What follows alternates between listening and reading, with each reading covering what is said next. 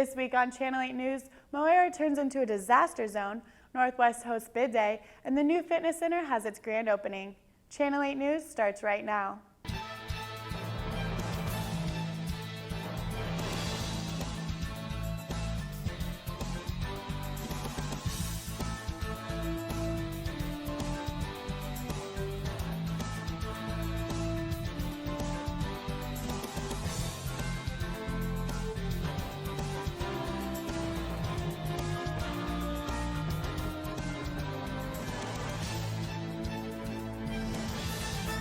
Welcome to Channel 8 News. I'm Rachel DeYoung. Students at Northwest will no longer be swimming in what used to be known as the Foster Aquatic Center. I attended the grand opening of this transformation. Started out as an empty pool is now over 19,000 square feet of potential for Bearcat students. The Robert and Virginia Foster Fitness Center celebrated its grand opening last week. The brand new gym features state-of-the-art cardio and weightlifting machines, as well as a human performance lab and a classroom space. Mel Churchma is the athletic director at Northwest. He says the fitness center is everything the university hoped for.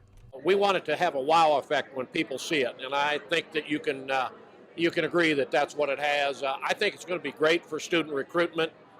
Every prospective student, I think, is going to get a tour through here, and it's one of the things that's big. It's a big selling point right now on campuses. Along with a physical renovation, the building's name got a makeover as well.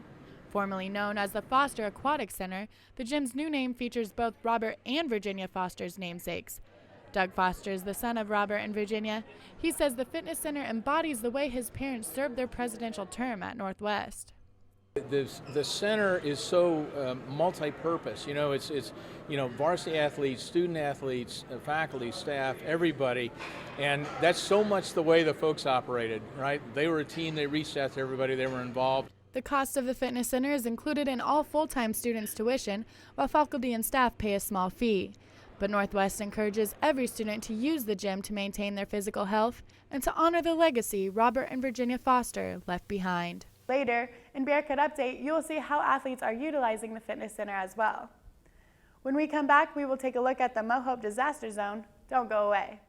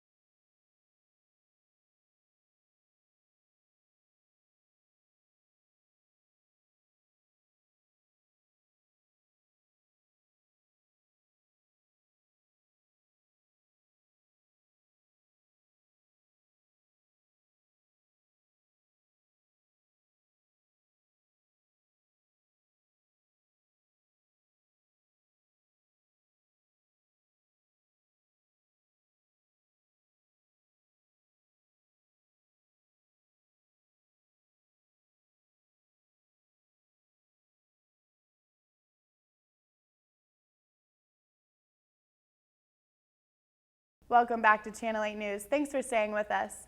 Channel 8's Simone Page stepped into a disaster zone over the weekend. Let's take a look. Missouri Hope is an exercise that centers on teaching students about how first responders react to disasters that occur. The disaster exercise was held at Mozingo Outdoor Education Recreation Area, or MOERA. The training is set up to provide students, the community, and local and state responders with experience in disaster response. We talked to Mike Corson to get a little insight on what exactly Missouri Hope is. So Missouri Hope is a high intensity, high fidelity, which means it's really stressful and very realistic, field training exercise. And what we're simulating is that a tornado has skipped across Nottoway County, causing significant damage in various places. And we have a fictional place called Redden Village that's been struck by the tornado. And so our responder teams, which are our student participants, they are working with various response agencies in order to provide this disaster response. We also asked Dr. Corson to explain the benefits of an exercise like this. The reason Northwest does Missouri Hope is it's a curricular requirement for students in the Emergency and Disaster Management program. But what makes this great is this is part of our professionally based education initiative for really giving people hands-on experience. And this is definitely getting out in the field, getting your hands dirty, and getting a lot of experiences with a lot of different people that you wouldn't normally get. Also, we got an inside look on the action. She knows her name. What? Yes, she knows. This is the third year that Northwest Missouri State University has hosted Missouri Hope. Reporting for Channel 8 News, I'm Simone Page. Thanks, Simone. Let's get over to Angela Luna with your Bearcat forecast. Thanks, Rachel. Let's take a look at this week's Bearcat forecast. It should be a pretty dry week with little chances of rain. Monday, we have a high of 80 degrees with a low of 62. It should be completely sunny with a 10% chance of rain. Tuesday, temperatures will rise to a high of 86 degrees with partly cloudy skies and a low of 65 degrees. Wednesday, it should be completely sunny with a high of 86 and a low of 66. No need for an umbrella with a 20% chance of rain. Thursday, it looks like it'll be partly cloudy again, but the weather still seems to be looking great with a high of 82 degrees and a low of 62 and only a 20% chance of rain. Friday, the temperatures drops a little with a high of 78 degrees and a low of 59. The weekend's looking nice with a high of 82 and a low of 59 on Saturday with a 0% chance of rain. Sunday, it should be completely sunny, and once again, there will be a 0% chance of rain. The high will be 83 degrees, and the low will be 59. That wraps it up for your Bearcat forecast. We will be right back after this commercial break.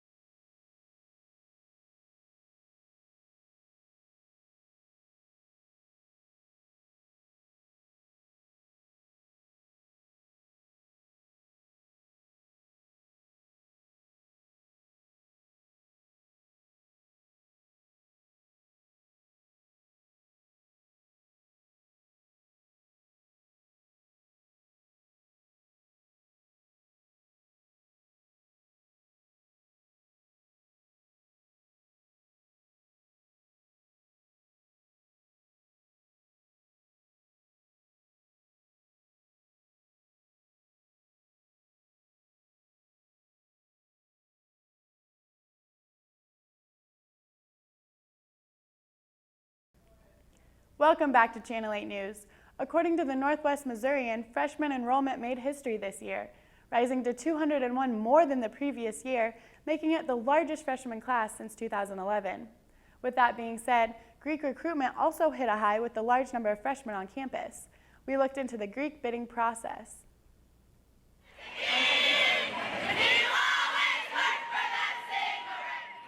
With an increase of freshmen at Northwest comes an increase of excitement for Greek Bid Day as well.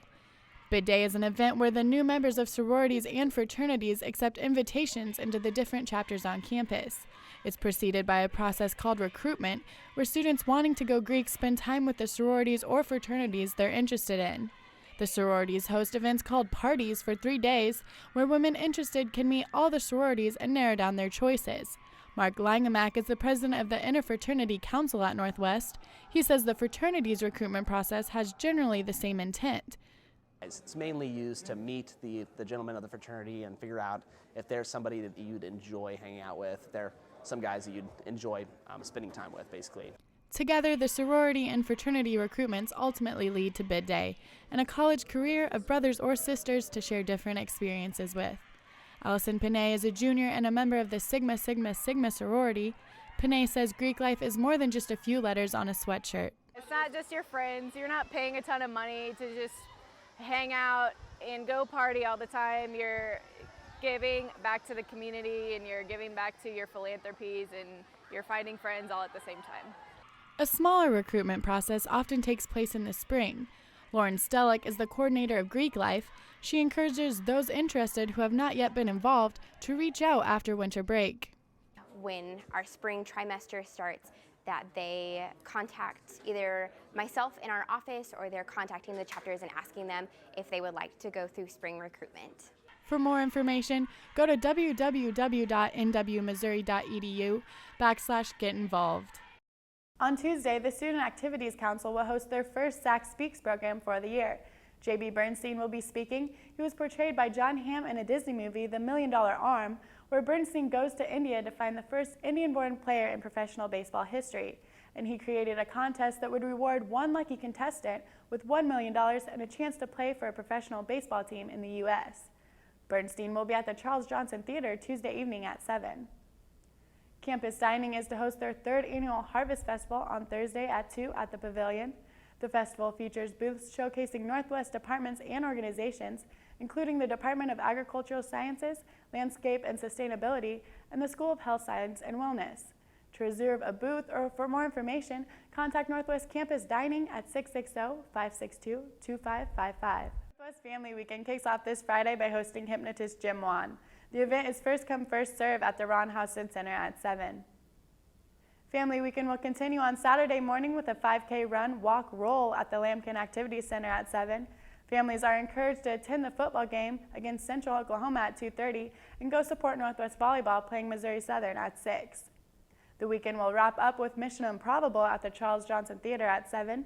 For more information about these events, please call the Office of Student Involvement at 660-562-1226. Well, that's all the time we have for this week. Get up-to-the-minute coverage of campus and community news by liking us on Facebook at facebook.com/Watch Channel 8 News or follow us on Twitter at KNWT8 News. Don't touch that remote. Bearcat Update is up next. From all of us at Channel 8 News, have a good night.